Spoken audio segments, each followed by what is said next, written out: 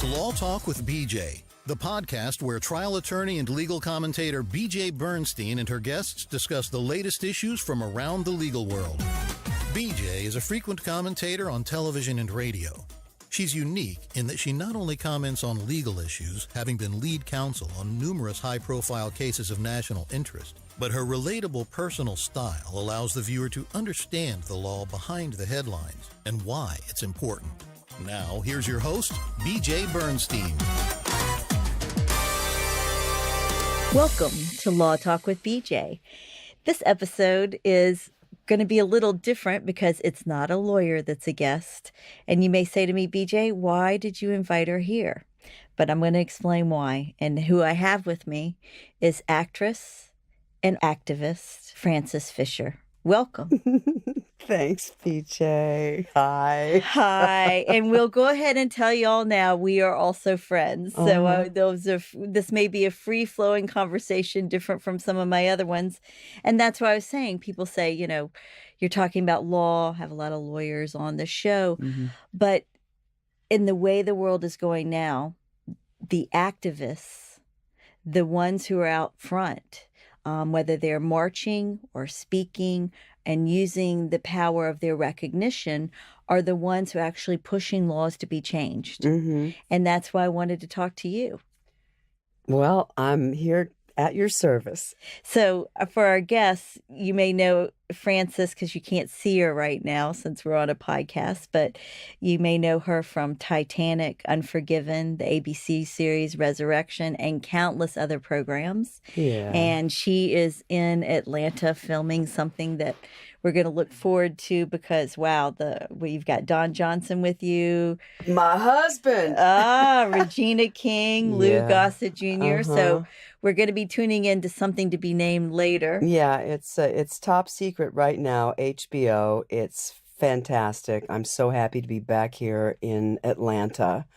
And we were shooting really close to your house last night, right? So the last minute, I'm like, BJ, I got to come spend the night. So we've had a good time, guys. We've had a lot of talking. And so we're going to keep talking today over a cup of tea like we always do. And, you know, how did you become such the activist that you are? I think it was a lack of roles that inspired me to work. And so I found that with things the way they were going in the world the last few years, I found my passion in activism. I've always been active. I mean, I was marching for Planned Parenthood back in the 70s, and I remember going to Washington and, the ERA, which is right around the corner now. We just need to get North Carolina to approve the ERA, and it will Equal become, Rights Amendment for those, because it's been around for a long time and almost 100 years. Yeah, and it's not there. It's not there yet. It's shocking. Most people don't even realize it, but we have 37 states that have signed on, and if North Carolina signs on, it will be the 38th state, and it will become the law of the land. Equal rights. Equal rights for women. Which, you know, especially in this era of Me Too, and we're going to talk about that because you have been very vocal, and a lot of friends of yours have been very vocal and directly affected by what precipitated this movement. But the fact that, you know, it is 2018 and why it was ever so hard to pass an amendment to ensure that men and women are equal. Oh, I know. It's just, it's the white patriarchal monarchy of this country. I mean, we're still fighting it, Still fighting it. And you've been fighting it in different ways. I mean, besides speaking out, I think one of the things that people may not realize about you is how deep you dive. And I'm thinking about South Dakota and the pipeline. Yeah, I went to Standing Rock in 2016. And because it had come to my attention because Shailene Woodley and Josh Fox had done something in New York, and I'm friends with them. So I saw that and I go, what in the world is going on? I had no idea because none of this is on the mainstream media. You have to dive deep, as you said, to even find it, like by going to Redacted Tonight or The Young Turks or the Jimmy Dore Show, people like that who are underground, who are actually giving us the news without any corporatocracy influence. So I decided I would go out there, and I happened to have a 2-week window between two films that I was working on. One was in the Deep South, and then I was going to go to Canada and do the second film, and I had a 2-week window, so I figured, okay, I'll just fly up there and put myself on the ground and see what's going on there, really, see it with my own eyes. And I went there without knowing a soul and checked into the Prairie Nights Hotel, and there was one kid on Twitter that I had seen in a picture with Mark Ruffalo, who's a pal, and I thought, I'm going to get in contact with this kid because he looks like he knows what he's doing. And he met me at the hotel at like midnight. I'd just gotten in. And the next day he took me on my first action. He says, we're not wasting any time. And he showed me around the camp, and it was a life-changing experience. What can you kind of give us a feel of the camp? What did it feel like, smell like, look like? When we say an encampment, there were thousands of people there. Yeah, and the vibe was so beautiful.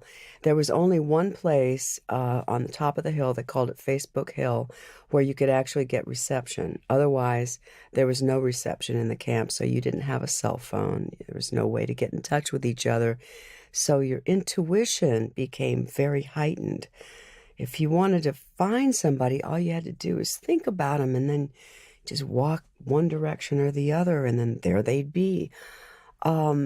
Teepees, trailers, tents, horses, dogs running around.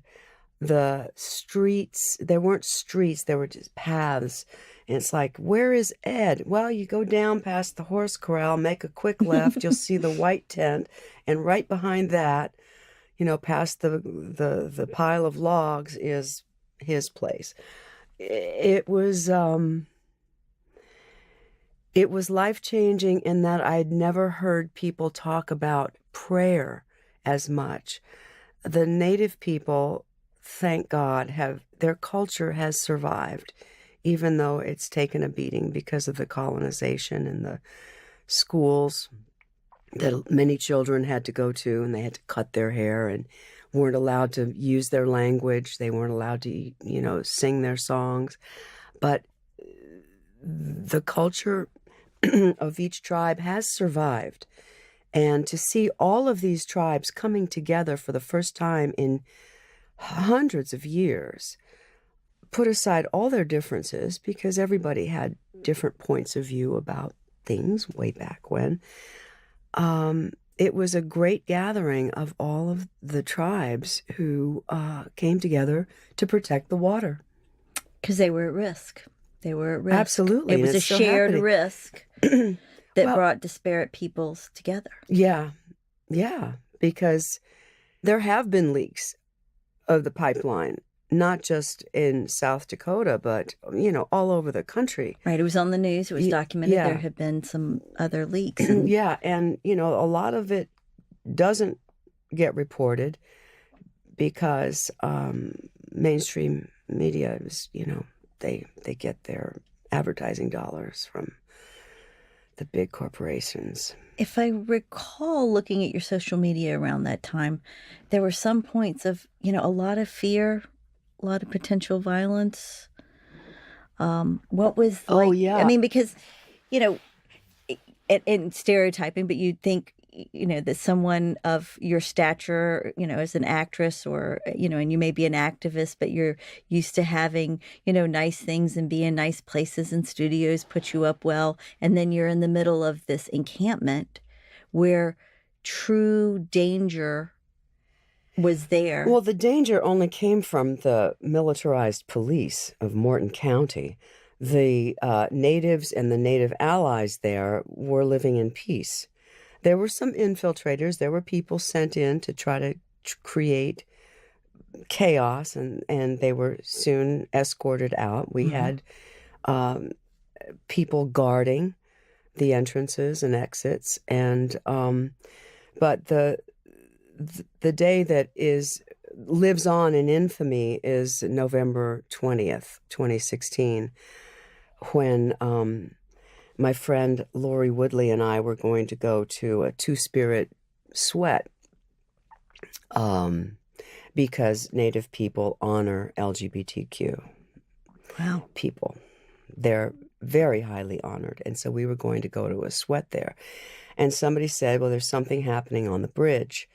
Now, the bridge had been barricaded so that it was very difficult to get to Standing Rock. You had to go all the way around. You'd land in Bismarck, and even the rental car people would give you the wrong way to go. And then if you didn't know any better, you would end up getting really close to Standing Rock and the camp, and then you'd see this bridge that was barricaded. You have to go back and go around. I mean, the stuff that they were doing was horrible. Anyway, we went on to the bridge, and that's when people who were on the front lines praying were hit with water cannons. And we're sitting here together and our audience can't see you. You literally have your hands up in the air as if almost like a surrender sign. You're like hands up, Yeah. Well, it's the same with Black Lives Matter. Exactly. Hands up. That's what you're doing Don't right shoot. as we talk. Yeah. I didn't mean to interrupt. No, but that's it's okay. just striking because you know what, and it's part of you is that it's the physicality of it. You know, all of you goes into these things when you feel and you protest. It was one of the most frightening experiences I've had. And I wasn't even on the front line because the front line, there was mace, freezing water, because the temperature was around, I think it was about 20 degrees out. It was November. Susie Despot got hit in the eye with a rubber bullet, calling them non-lethal. A rubber bullet can do a lot of damage. Absolutely. And also Sophia Wolanski had her arm blown apart. They were the natives and the allies built fires because they were cold to warm themselves, and the militarized police would turn the hoses onto the fires to put them out. It was disgusting. They brought police in from about 10 other states as training. This is what we found out afterwards. They were training the police how to fight resistors of whatever. They called us eco-terrorists, when in actuality, the pipeline is creating the terror for Mother Earth and for all the people on it. Wow. Environmental causes have been a theme all the way along with you. I mean, and we're going to talk about some of the other things you're interested in. But... Yeah, I'm on the board of the Environmental Media Association, and our job is to amplify what's going on in the world that is positive, and all of the solutions to this horrible way of life that we've all just adopted and think that it's okay. I mean, we cannot sustain this way of life. There are so many people to follow. Josh Fox, one, Moby. I don't want to go into listing all my friends, but if you just look at what everyone is saying about the temperature of the earth, if we go up another 0.5 degree, chaos will ensue. And I'm not trying to be dramatic about it. We've already seen what the superstorms do. It's been admitted now that over 4,000 people have died in Puerto Rico, even though the government only reports like 64, but it's because of the lack of health facilities and electricity and medicines getting to people in time. Food, it's over 4,000 people who have died. And it's a link, and this all links to the environment and the laws that we do and don't have, laws that we do and do not enforce, that take the activism into the realm of the law, and the enforcement and what the EPA does and doesn't do with regard to that, and what policies are being changed in, with a change of administration in the government, we have a change in how things are being protected or not protected. Well, this administration has put into place the antithesis of every department as its head. I mean, Scott Pruitt, don't even. Yeah, I'm biting my tongue right now. She is. She is. I won't make you bite off your tongue. Have another sip of tea. We're having some lovely tea. And actually, this episode, everybody knows I have pick a different tea for our guests. And this one is Lotus Blossom Green Tea. Ooh. And I picked it because it symbolizes human consciousness. And, when I think of you, you get powered up. Like here already in our short conversation, and we've got more to go, how much you feel each thing that you're involved in. You went to Standing Rock. I mean, that's 2016. With every march that has occurred that I can think of in the women's movement, with gun violence, every single one of them, I can go to your social media and Frances Fisher is there. Yeah, we had the first Me Too march right after the HW story broke in the New York Times and Ronan Farrow's great article in the New Yorker. There's a group that I work with who are a lot of Bernie people, because I was also a surrogate for Bernie. Bernie Sanders, who ran for president. He did not win the Democratic nomination. That's another story. Different. Okay. You know what? There. I think actually instead of Law Talk with BJ, I'm going to start a new thing, just talking with Frances, because as y'all can already tell, and you know why, she's a dear, engaging friend. So, but going to Me Too.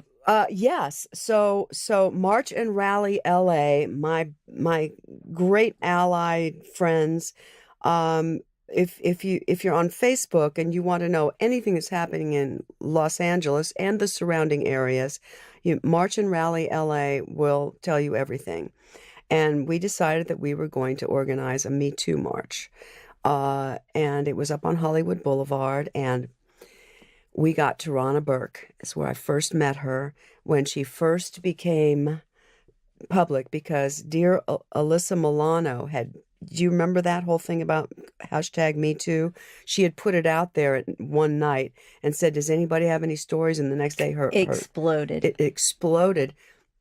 And she was gracious enough to honor that Tarana Burke had created #MeToo 10 years earlier. So they are allies, obviously. We're all allies. And we marched down Hollywood Boulevard, and I got to know Tarana. And also marching with us was Jasmine Canick, who is now leading the charge in LA to reform LA jails. #reform LA jails. We are gathering 170,000 signatures to get it on the ballot in 2020, so that we can, instead of $3.5 billion going into building new jails in Los Angeles County, which is the highest incarceration rate per capita in the world, LA County. We do not want more jails. We want to reform the jails that are existing already, create programs, study recidivism, youth programs, mental health programs, to figure out, because you can't just incarcerate people and throw away the key. Which is what we've done a lot of. Yeah. It's what we've done. And as those who listen, that I've been a prosecutor and a criminal defense attorney for a very long time now. And I see the individual lives that are are affected. And I'll say this, things are not good, but we have been talking about them in ways I never dreamed we would. Like here in Atlanta, trying to end cash bail with the municipal city courts of Atlanta. Because if you and I got a little wild one day here in the streets of Buckhead and were arrested, somebody would bail us out with cash. But for a lot of folks, the working poor, they don't have it. They're good people. And it could be something as small as a traffic offense or jaywalking. And then you got to pay $100 or $200 to get out. $100, $200 is a fortune. It's a fortune to poor people. And it's the system. I read something, I was at a rally that Shaun King, for any of you who want to really follow an activist, Shaun King, ShaunKing, Shaun King, Bernie Sanders, and Patrisse Cullors, who is one of the creators of the Black Lives Movement, were all on stage talking about justice reform. And how everybody always says the criminal justice system is broken. And Shaun got up and said, you know what? We're phrasing it wrong. It's not that the criminal justice system is broken. It was constructed this way. We need to reform the criminal justice system because it's always been bad.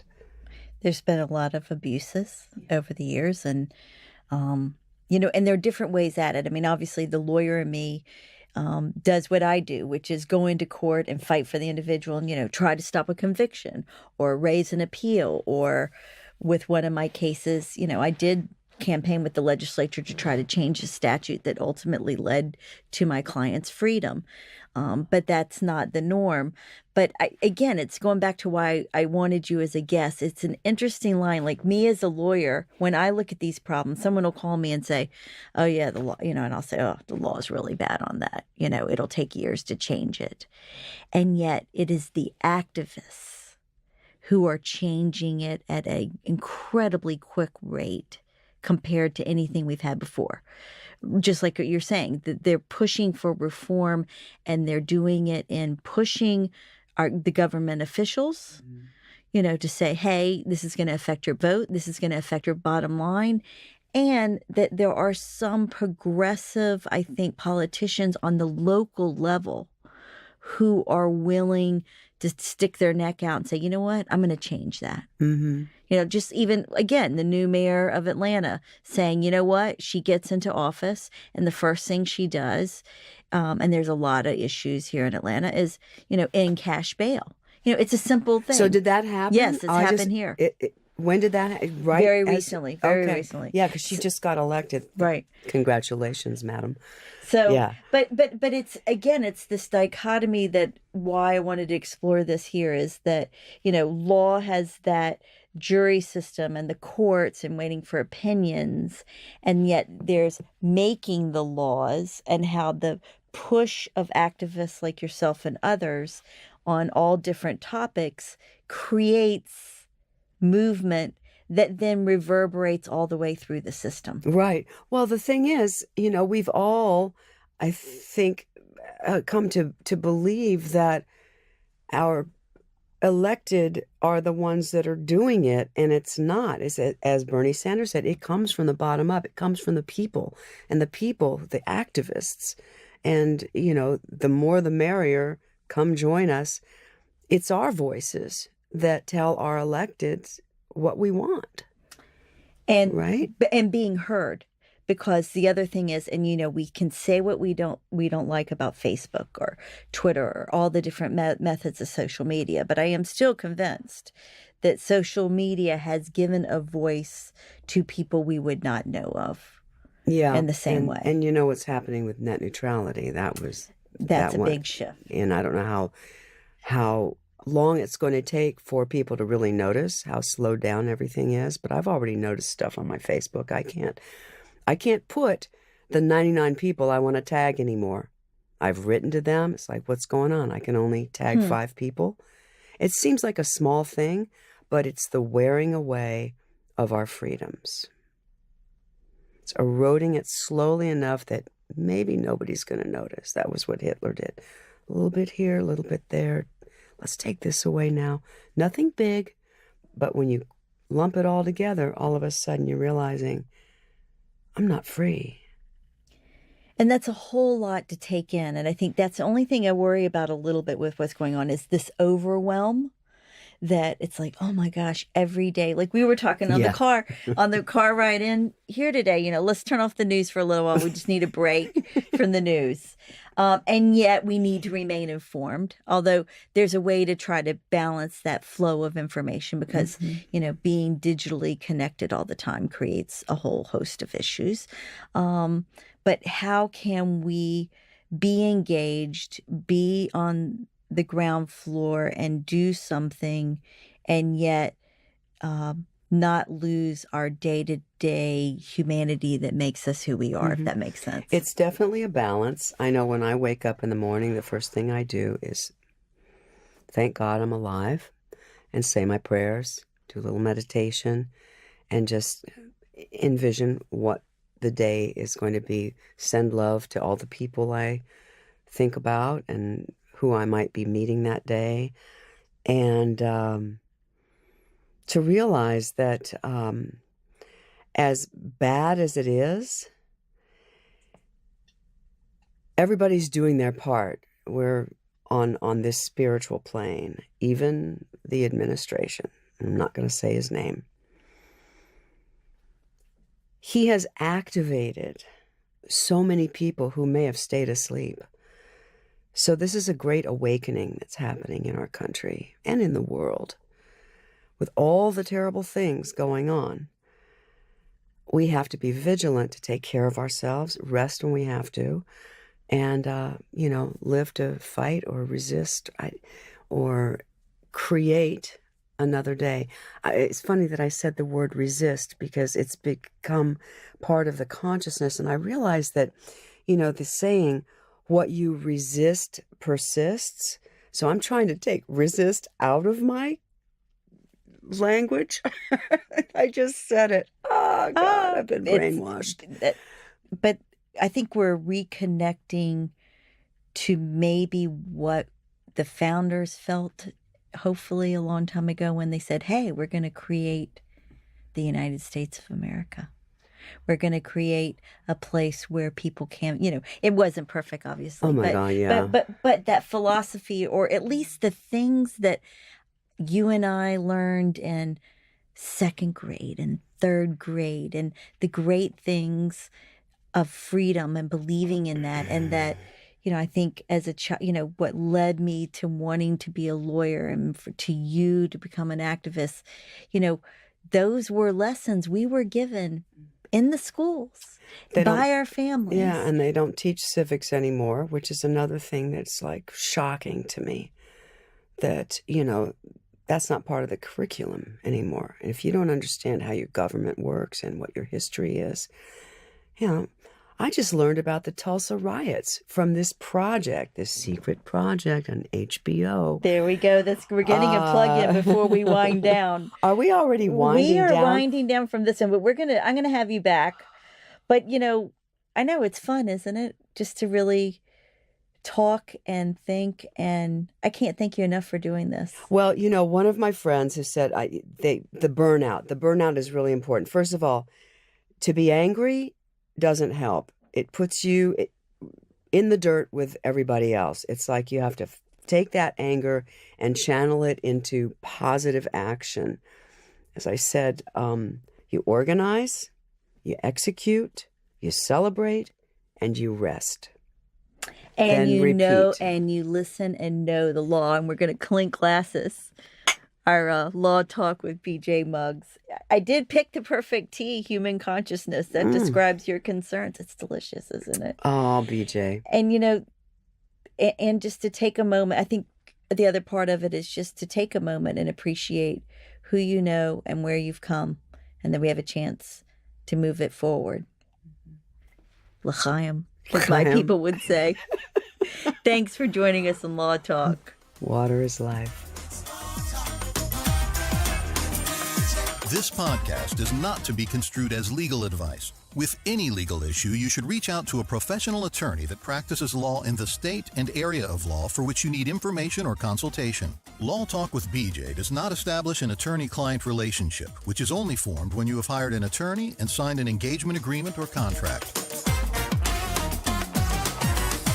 It's Law Talk with BJ music theme written and produced by Atlanta Audible. This podcast copyright 2018, BJ Bernstein, Esquire.